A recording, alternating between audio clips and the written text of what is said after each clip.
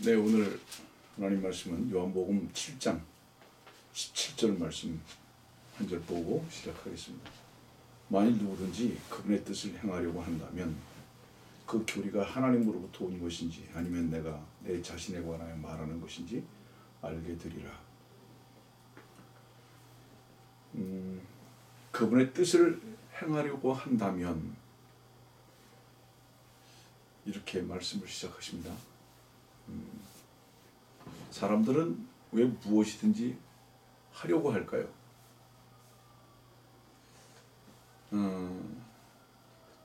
시작을 볼까요? 창세기 시작을 보면 사람이 한 게 없어요. 다 하나님이 하셨고 말씀이 하셨어요.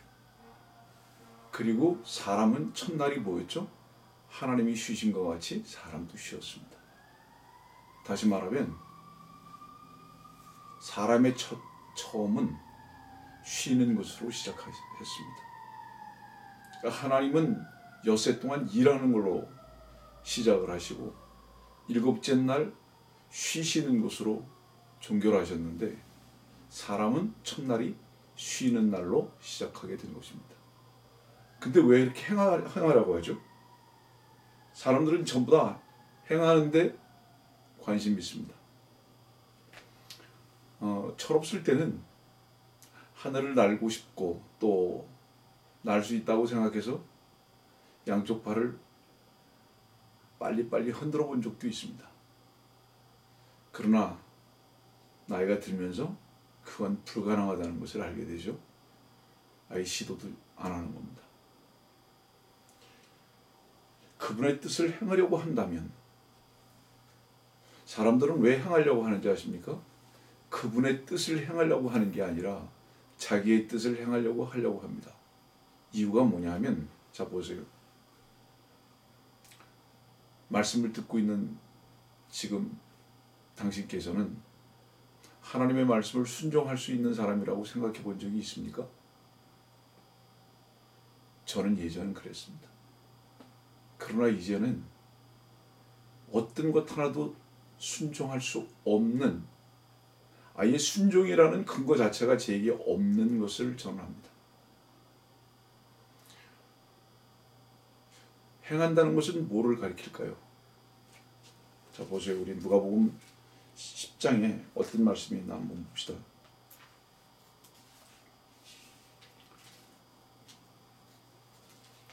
26절입니다. 주께서 그에게 말씀하시기를 율법에는 무엇이라고 기록되어 있으면 너는 어떻게 읽느냐? 이렇게 질문을 하시고는 그러니까 기록된 것을 너가 바로 읽을 줄 아는지 모르겠다. 제가 이 부분을 자주 말씀드리기 때문에 들으신 분들 많으실 거예요. 네. 하나님은 인격자시거든요. 우리가 자식들에게 무엇을 말할 때 실제로 그것을 요구하는 경우가 있고 항복을 하라고 말하는 것도 있습니다. 근데 하나님의 뜻을 모르는 거예요. 여기 기록되어 있으면 너는 어떻게 읽느냐 그렇거든요. 그리고 28절 말씀에 이것을 행하라 그러면 내가 살리라고 하시더라. 여러분들 이 지금 율법사거든요. 율법의 정신은 아는 게 아닙니다. 율법의 정신은 아는 것이 아니라 행하는 것입니다. 왜 하나님께서 그 율법을 알기를 원하셨느냐? 그렇게 행하라고 알기를 원하셨던 겁니다. 그러면 누가 이 율법을 마쳤죠? 완성을 누가 하셨습니까? 예, 우리 로마서 10장 4절이죠. 그리스도께서는 믿는 모든 사람에게 의가 되시고자 율법의 끝이 되셨느니라. 그리스도를 믿는 사람은요, 무엇을 믿느냐 하면 우리의 모든 행할 것에 대한 필요를 주께서 끝내셨구나, 완성하셨구나. 다시 말하면 요한복음 19장 30절에 다 이루었다라는 그 선언이 바로 말씀을 듣는 자기 자신의 것인 걸 압니다. 그리고 이것은 은혜요 선물이라는 것을 알아서 무엇이 잘못된 것이냐? 발견해 가기 시작합니다. 여러분들 보세요. 신약 성경에 선행이 나오고 악행이 나옵니다. 새로운 의미에서 여러분들에게 좀 조명할 필요가 있다고 생각합니다. 선행은 무엇인지 아십니까? 믿음의 주, 그 말씀으로 행하는 것을 선행이라고 하는 겁니다. 악행은 뭐가 악행인지 아십니까? 악행은 이거예요. 마태복음 23장에 보면요,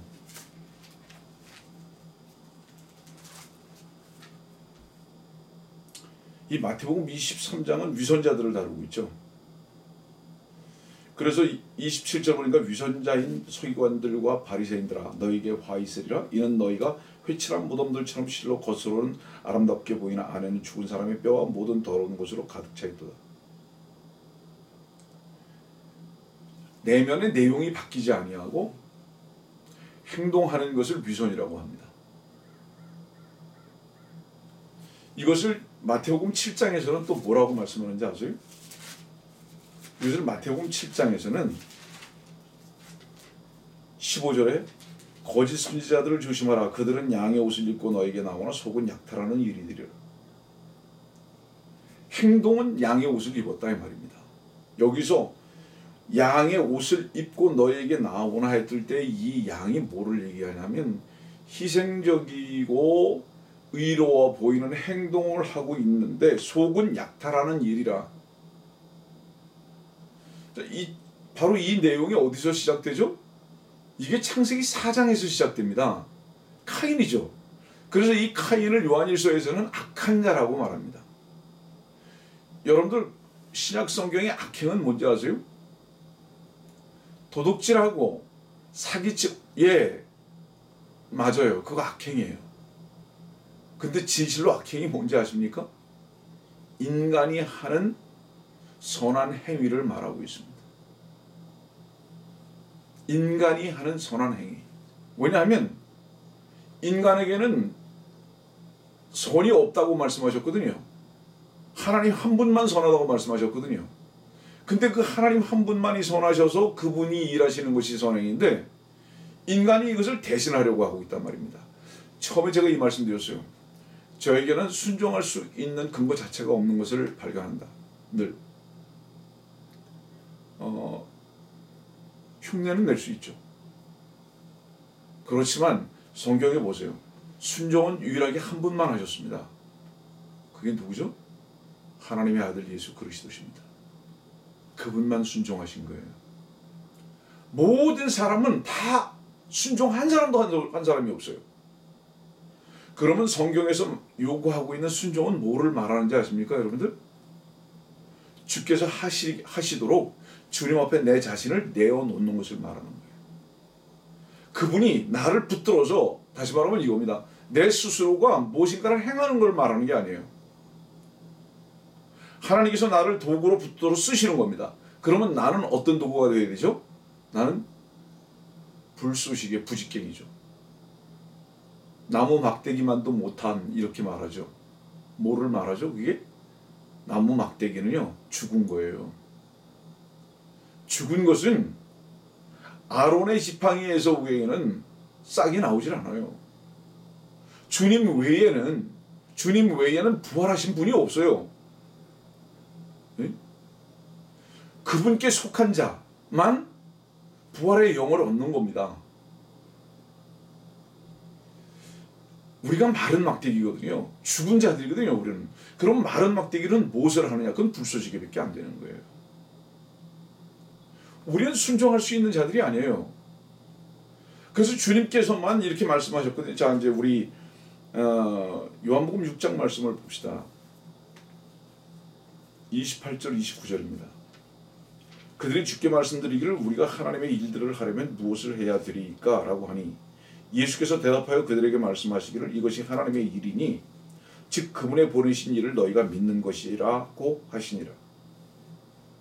하나님의 일은 뭐냐? 너희가 하는 것이 아니라, 하나님의 일은 너희가 하는 것이 아니라 하나님께서 보내신 그분을 믿는 것이 하나님의 일이다. 그럼 여기서 믿는다는 것은 뭐를 말할까요? 나의 모든 능력은 화장실에 버려야 할 것인 것을 발견하는 거예요. 배설물. 나의 모든 시도는 위선이라는 것을 인정하는 겁니다. 여러분들, 성경의 선행은요, 정확하게 말하면 주님 한 분뿐이신데요, 인간이 선하고 선하게 살려고 하는 것은 뭐라고 말하는지 아십니까? 그걸 마태복음 23장에서 위선이라고 말하는 겁니다. 인간의 선행은 이퀄 위선이다. 그러면요, 놀랍게도요, 우리가 막 살자, 막 살 수 있는 사람이 없어요. 목표를 그렇게 삼는 사람도 없습니다. 그거 불가능합니다. 참 이상하죠? 일반적으로 윤리나 도덕적인 입장에서 볼 때 악함을 목표로 하는 사람이 없어요. 다 무엇을 목표로 하죠? 선행을 목표로 합니다. 이것은 무엇을 의미할까요? 지금 출발을 하려고 하기는 하는데 바로 마지막에 도달할 수 없습니다. 이 선행을 하려고 하는 이 시도는. 다시 말하면 현재적으로 선의 위치에 있지 않다는 것을 반증하는 거예요. 그 사람이. 그래서 선행을 하려고 합니다. 왜 악행을 하려고 목표를 삼지 않는지 아십니까? 이미 존재 자체가 이미 악하기 때문에 그렇습니다. 이거 아실지 모르겠습니다. 왜 우리의 목표가 악행이 아닌지 아십니까? 이미 인간의 존재 자체가 악이기 때문에 그렇습니다. 왜 우리가 선행을 하려고 하는지 아십니까? 우리가 악에게서 떠나고 싶어서 그런 거거든요. 근데 선한 이는 주님 한 분뿐이십니다. 하나님 한 분뿐이세요. 이거 어떡하죠? 그런데도 선행에 대해서 관심이 있고 추구한단 말입니다. 이것을 성경은 위선이라고 말했고요, 가증하다고 말했습니다. 이것은 악한 자로부터 온 것입니다. 이건 카인이에요. 그러면 어떡할까요? 방법이 없습니다. 그래서 주께서 어떡할까요에 대한 질문에 대한 답이 되신 겁니다. 그분이 질문에 대한 답을 우리들에게 주신 거예요. 그것이 다 이루었답니다. 그래서 선하신 그분을 받아들일 때 그분의 그 선하셨다고 말씀하셨던 그 말씀을 아멘 하고 순종할 때에 당신은 주께서 순종하신 그 순종을 은혜와 선물로 받는 것입니다. 그때 그 믿음 가운데에서 하나님의 말씀 앞에 순종한 그 믿음 가운데에서 그 말씀이신 주께서 여러분들의 삶 속에 여러분들 대신 주님의 일을 이루어 나가시는 것을 발견해 나가는 것입니다. 이것이 은혜의 길이고 빛된 길입니다. 여러분들 아시나 모르겠어요. 사람들은요, 왜 이렇게 뭐를 하려고만 하죠? 하려고 하는 사람들은 너무 많아요. 믿는 사람은 없습니다. 왜일까요? 자기의 능력을 다 과신하고 있는 거죠. 위선자들일 뿐이라는 거죠, 모두가. 믿는다는 것은 무엇을 의미할까요? 자기의 존재를 하나님 앞에서 어떤 존재인 것을 발견하지 않고 어떻게 주의 말씀을 믿겠습니까? 단 하나 문제, 믿음을 보겠느냐고. 믿는 자가 없는 겁니다.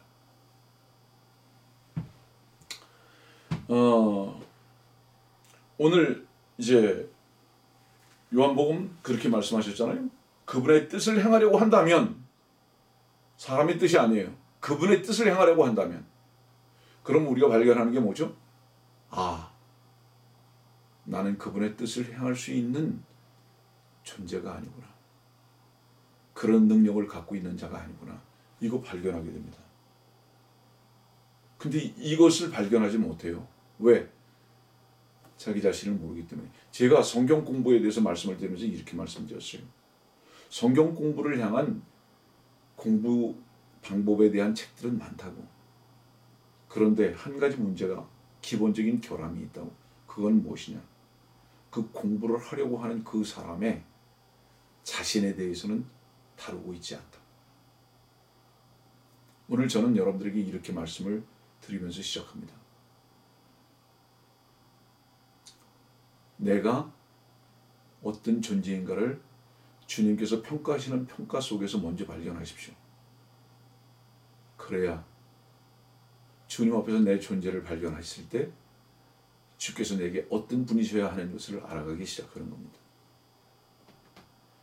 고린도후서 3장에 있는 말씀 보겠습니다. 말씀을 조금씩 정리하면서 해야 할 필요가 있을 것 같아서요.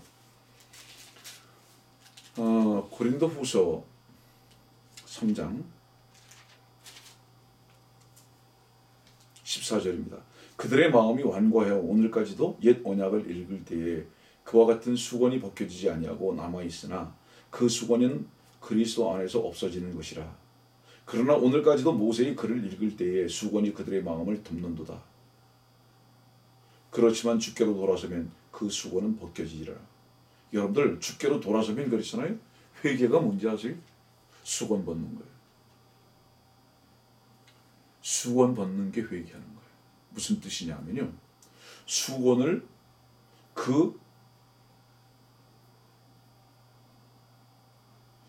눈을 가리우는 것은 뭐를 말하는 건지 아십니까? 완악한 거예요. 주의 말씀의 빛 가운데에서 행하지 않는다는 것을 말하는 겁니다.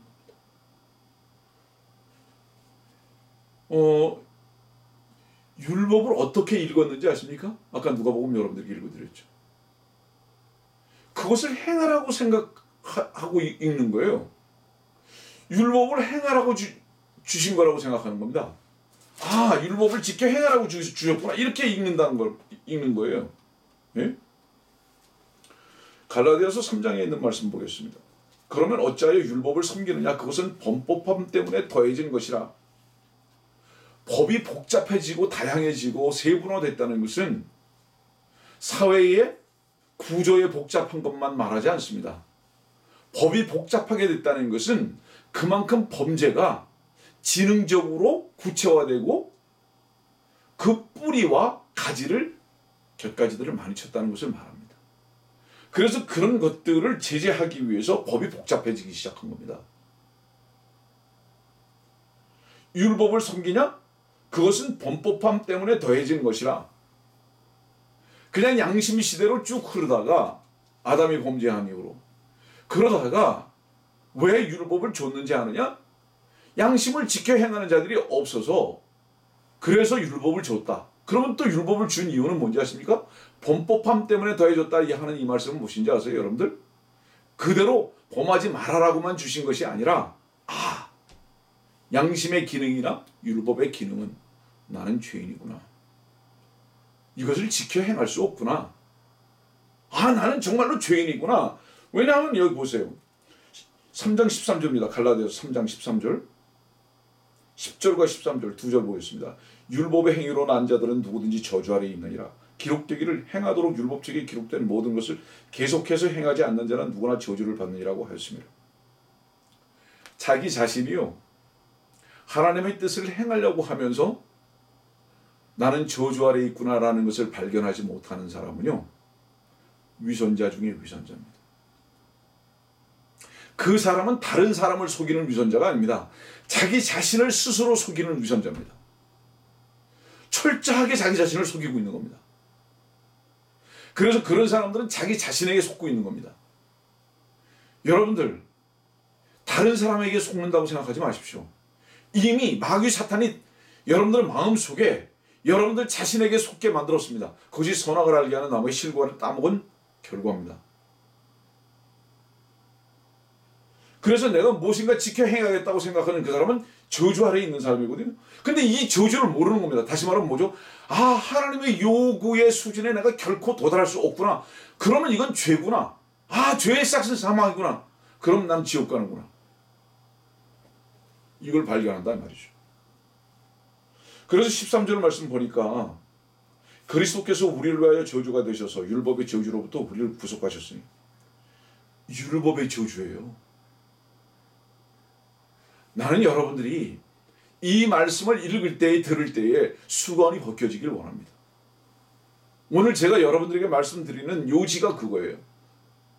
모세에게 주었던 율법의 수건이 벗겨지기를 원합니다. 여러분들 마음속에 하나님께서 양심을 여러분들에게 주셨던 그 양심의 수건이 벗겨지기를 원합니다. 양심대로 살려고 주신 것이 아니라 그리스도께로 돌아오게 하기 위해서. 다시 고린도후서 3장으로 갑니다. 16절. 주께로 돌아서면 수고는 벗겨지리라. 이 말씀을 여러분들에게 전하면서 여기까지 펼쳐진 겁니다. 돌아서면 회개입니다. 무엇을 회개하는 것인지 아십니까, 여러분들? 완고한 마음이 무엇인지 아십니까? 14절에 내가 선행을 하면서 살아야지라는 것을 말하는 겁니다. 그래서 이것을 완고 혹은 완악이라고 말하는 겁니다. 자기 자신의 가능성을 극대화시키고자 하는 것입니다. 이건 수건이 벗겨지지 않았어요. 육신을 이용해서 선행을 행하고자 하는 것이기 때문에, 그렇기 때문에 주님께로 돌아선 것이 아닙니다. 여러분들, 자기를 개발하고 자기의 행함으로 살려고 하는 사람이 주님을 받아들였습니까? 아니에요. 주님을 영접한 사람은요, 그 모든 행함과 근거와 능력이 주님이십니다. 주를 주로 영접했다는 게 뭐를 얘기하는지 아십니까? 주인이 바뀐 것이죠. 자기가 행하는 게 아닙니다. 회개는 내가 행하고 살았던 것이 죄구나. 그것이 악행이든지 선행이든지 위선, 나쁜 것이든지 좋은 것이든지 선악 간의 그 모든 일은 내 길을 간 것이구나. 내가 한 것이구나, 이거는. 그래서 이것을 스탑하고 돌아서는 것, 이것이 겸손한 마음이고, 이것이 순종하는 마음이고, 주님을 인정하는 것이고, 이것이 선한 이는 주님 한 분밖에 안 계시다고 말씀하신 그 주님을 인정하는 것입니다. 하나님을. 여러분들은 이 회개를 한 적이 있는가? 그래서 참으로 육신의 눈으로 평가하고 생각했던 하나님의 말씀에 대한 어떤 순종과 자기 자신이 무엇인가 행하고자 했던 바로 이 부분 앞에서 죄를 발견하지 않은 사람은 절대로 주님께 회개한 적이 없는 사람입니다. 여러분들, 오늘 여러분들에게 지금 전하는 말씀이 매우 엄중합니다. 사실은요. 왜냐하면 우리는 이 기초가 없어요. 바로 이 시작부터 잘못됐습니다. 왜냐하면 지금 이 시대의 기독교는 예배당 나오면 행하는 것부터 시작하고 그것부터 가르쳐줬기 때문에 우리가 굴복할 수밖에 없는, 도저히 순종할 수 없고 행할 수 없는 죄인에서부터 출발하는 것을 가르쳐주지 않았어요. 이유가 뭐죠? 양의 옷을 입은 지도자들밖에 없기 때문에 그렇습니다. 어떤 면에서는 말씀을 들으시는 당신, 넘어지신 것을 발견을 하지 못했다면 넘어지십시오. 그래야 당신의 연약함과 죄를 발견하고 주님께 두 손 들고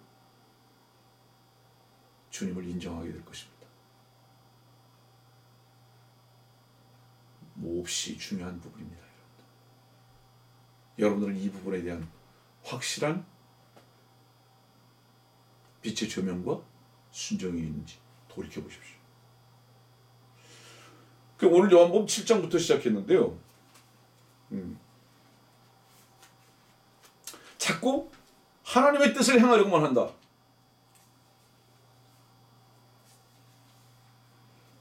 갈라디아서 3장 23절 다시 보겠습니다.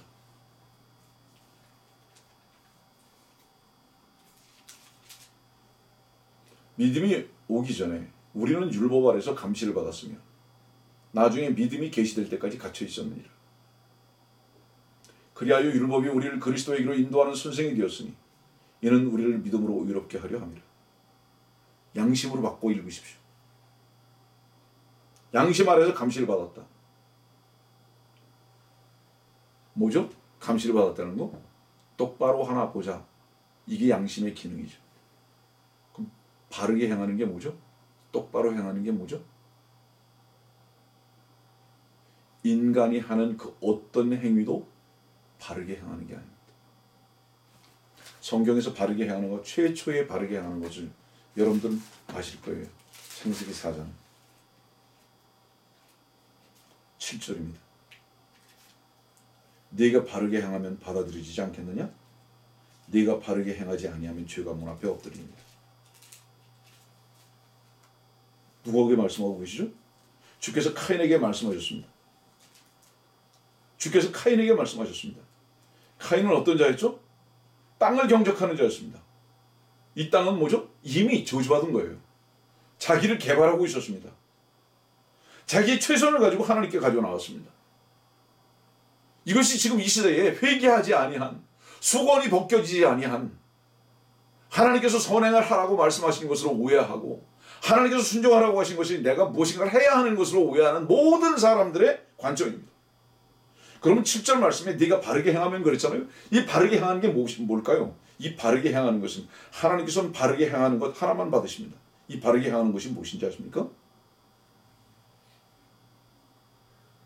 4절입니다. 아벨도 자기 양떼 가운데서 첫 새끼들과 그 살찐 것을 가져왔더니 주께서 아벨과 그의 제물은 받으셨다. 바르게 행하는 게 뭔지 아십니까? 카인에게도 이렇게 권면하시잖아요. 네가 바르게 행하면 받아들이지 않겠냐고. 하나님께서는 무엇만 받으시는지 아세요? 바르게 행하는 것만 받아들이십니다. 당신의 선행을 받아들이시는 것이 아니라 바르게 행하는 것만 받아들이시는데, 그 바르게 행하는 게 뭔지 아십니까? 주께서 어린 양이 되셔서 당신의 죄를 제거한 것입니다. 주께서 당신의 죄 때문에 대신 죽으신 제물을 인정하는 것을 말하는 것입니다. 여러분들, 이것이 무슨 의미인지 무슨 뜻인지 교리 적어만 알라고 하지 마십시오. 언제 그리스도와 함께 십자가에 못 박혀 죽은 적이 있습니까? 당신이 이 죽었다는 것은 뭐를 얘기하는지 아십니까? 나는 선행을 할 수 있는 존재가 아니구나. 하나님의 말씀의 뜻을 행할 수 있는 존재가 아니구나. 나는 저주 아래 있는 자구나. 날마다 바로 이 양심의 소리 때문에 감시를 받고. 여러분들, 하나님께서는 여러분들의 선행을 요구하지 않습니다. 하나님께서는 바르게 행하는 것을 요구하십니다. 바르게 행하는 것 뭐라고 다시 말씀드리죠. 주님 한 분 의지하는 것입니다. 그런데 너무나 많은 사람들이, 아니 거의 모든 사람들이 자기 자신이 바른 사람으로 알고 행하는 데만 관심이 있습니다. 그래서 그분의 뜻을 행하려고 합니다. 다시 히브리서 10장으로 가요.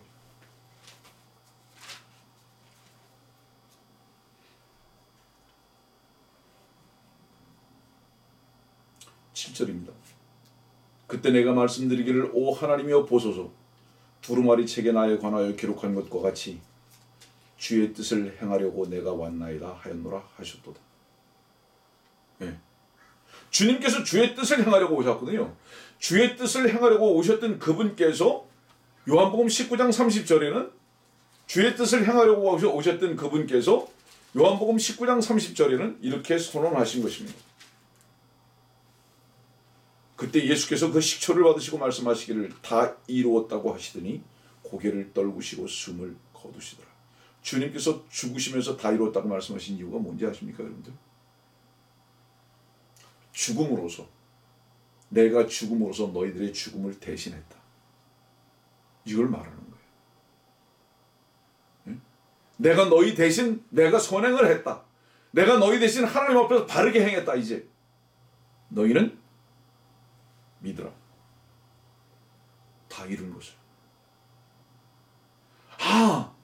나는 하나님의 뜻을 행할 수 있는 자가 아니라 하나님의 아들이 오셔서 주의 뜻을 행하려고 오셔서 다 이루었구나라는 것, 이것을 믿고 받아들이는 것입니다. 이것이 회개예요. 이런 사람은 모세에게 주어진 수건이 얼굴을 가리우는 이것을 벗어버립니다. 그리고 주께로 돌아온 바로 그 사람은 주의 말씀의 빛 가운데에서 주의 말씀이 무엇을 요구하고 계신지를 바르게 알게 됩니다. 나는 하나님의 뜻을 행하려고 했던 어리석은 사람입니다. 그런데 문제는 뭐죠? 다시 처음으로 돌아가서 말합니다. 만일 누구든지 그분의 뜻을 행하려고 한다면 없어요. 그래서 만일 그렇게 말했습니다. 만일이라고 말하는 주님께서. 그런 사람이 없어요.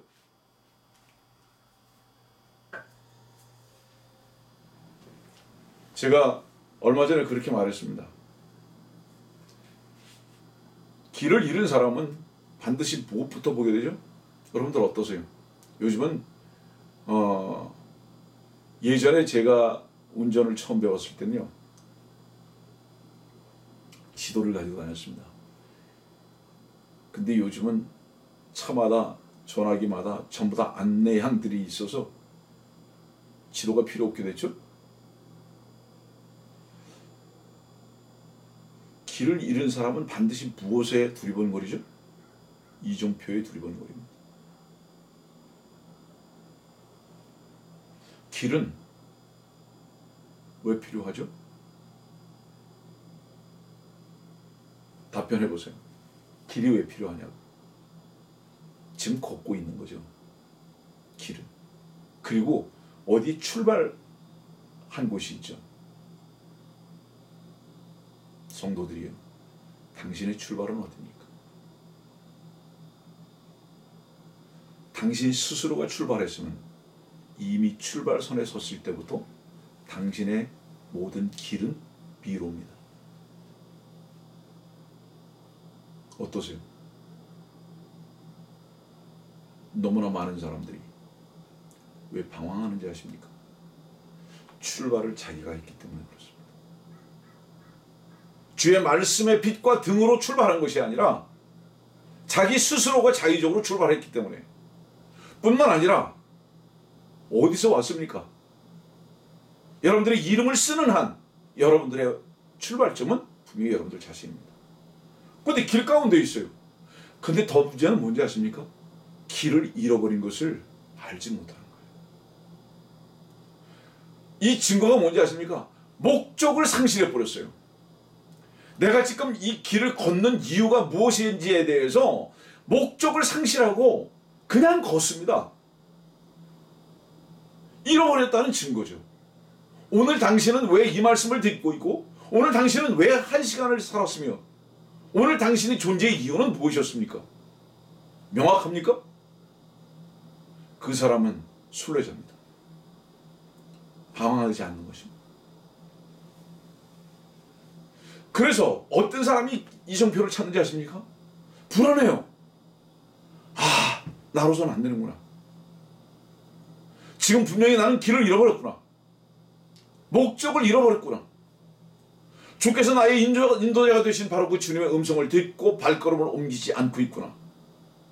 어제도 오늘도 내일도 그래서 어떻게 살아야 할지, 무엇을 위해 살아야 할지, 무엇으로 가야 하는지도 모르고 방황하고 있다면 당신은 이미 이정표를 잊어버린 겁니다.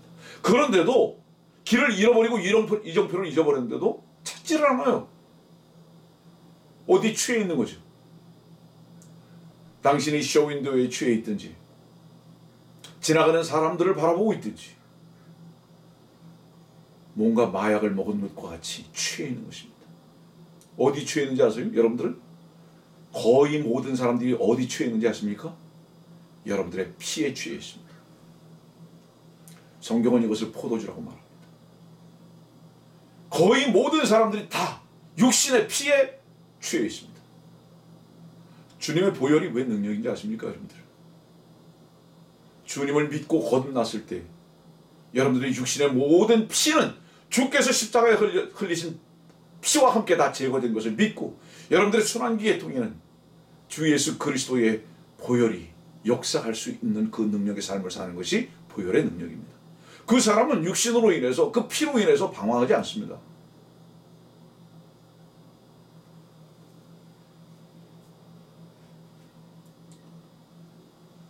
말씀을 들으시는 분, 하나님의 뜻을 행하려고 합니까? 순종하려고 합니까? 선행하려고 합니까? 그 모든 것을 다 이루신 주님의 뜻을 여러분들이 만나보긴 하셨습니까? 점검하십시오. 그래서 많은 사람들이 성경을 묻는데 성경을 묻지 말고 당신 자신이 하나님의 말씀 앞에 굴복할 마음이 있는지 이것을 질문하십시오. 나는 참으로 주의 말씀 앞에 순종할 마음이 있는지. 다시 오해할까 봐 말합니다. 그 순종은 주께서 하시는 그 일을 내가 지켜서 행하는 것을 말하는 것이 아닙니다. 주께서 주의 말씀이 행하시는 것을 내가 바라볼 수 있는 것. 주의 시선으로. 여러분들, 성경의 문제가 아닙니다. 바로 여러분들의 완고한 마음의 태도의 문제입니다. 그래서 눈비늘이 벗겨지려면 반드시 대가가 필요합니다. 사도행전 9장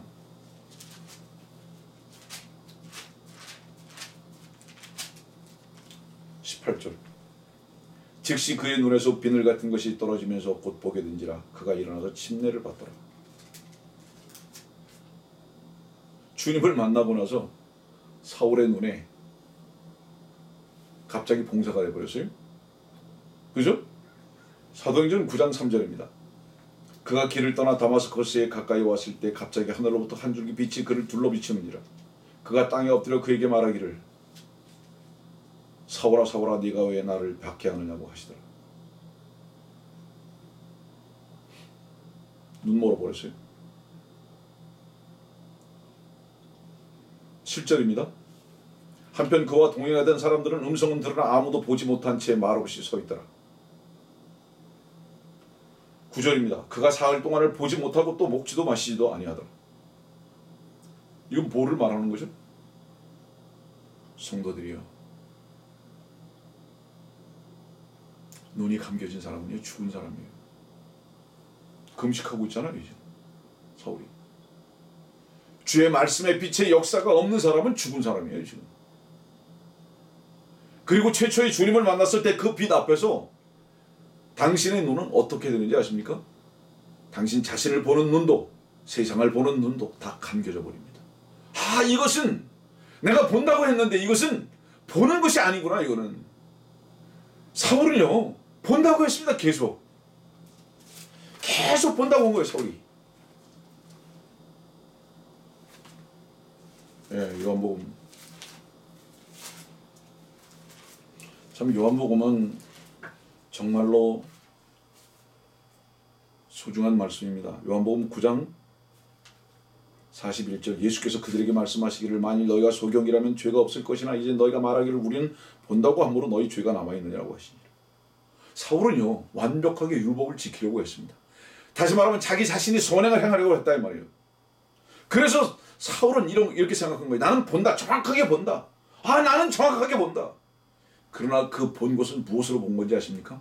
주의 말씀의 빛으로 본 것이 아니라, 은혜의 빛으로 본 것이 아니라 자기 육신의 눈으로 평가하고 본 것입니다. 그것이 주님을 못 보게 만들어버려요.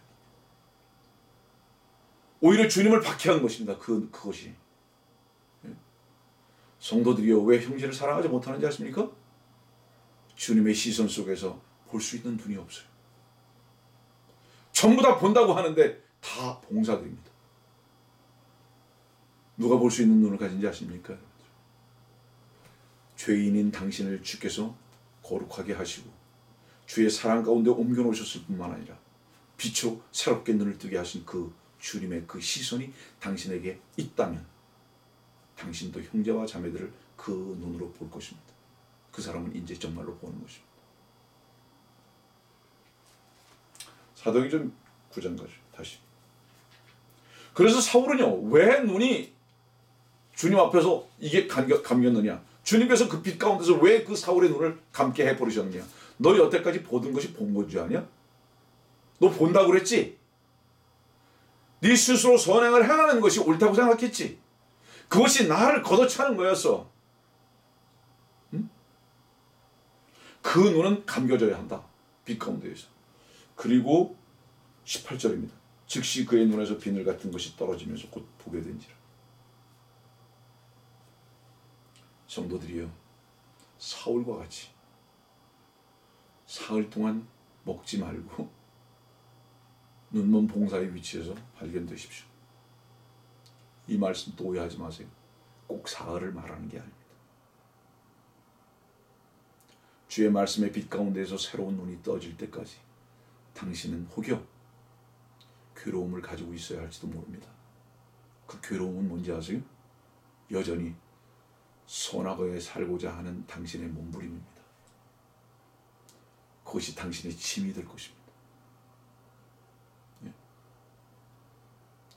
오늘 첫 번째 교실을 이렇게 말씀을 전하면서 마치겠는데, 당신이 오늘 성경을 한 장을 봤습니까? 그 성경을 보고 무엇을 찾았는지 그걸 한번 보십시오. 당신이 찾은 그것이 당신의 내용입니다. 아, 나는 이렇게 해야지. 만일에 그것을 찾았다면 당신은 완고한 사람이고 회개하지 못한 사람입니다. 당신은 본다고 하는 사람이고 주의 말씀의 빛 가운데에서 살지 않은 사람입니다. 다음 시간으로 넘어가겠습니다.